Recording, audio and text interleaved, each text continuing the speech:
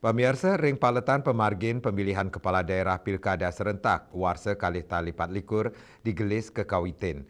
Anutin saking peraturan Komisi Pemilihan Umum PKPU nomor 2 tahun 2024, pendaftaran calon kepala daerah ngawit kemargiang tanggal 17 kantos likur Agustus. Raris pemungutan suara pacang kemargiang tanggal 17 November Warsa Kalista Lipat Likur.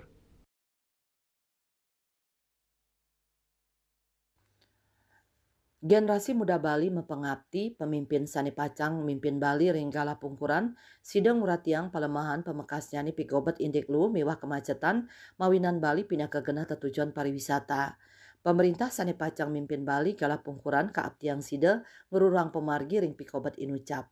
Lianan punike bage pariwisata patut moliang urati saking pemerintah Sani dados pemimpin ring Pulau Bali.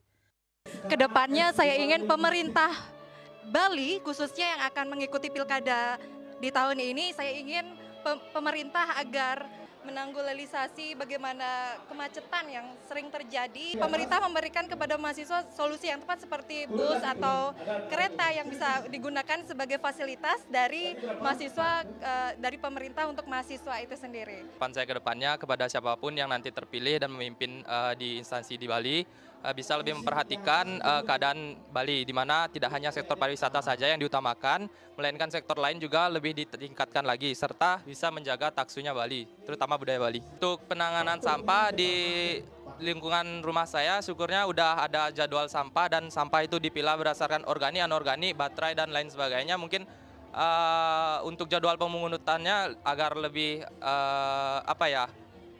sesuai dan kapasitasnya mungkin bisa lebih banyak truk sampahnya. Sistem pilkada serentak warsani mangkin wantah kaping 5 kemargiang ring Indonesia sapisanan sani pinih ka pertama nyarengang samian provinsi miwah kabupaten kota ring Indonesia. Saputra Bali TV.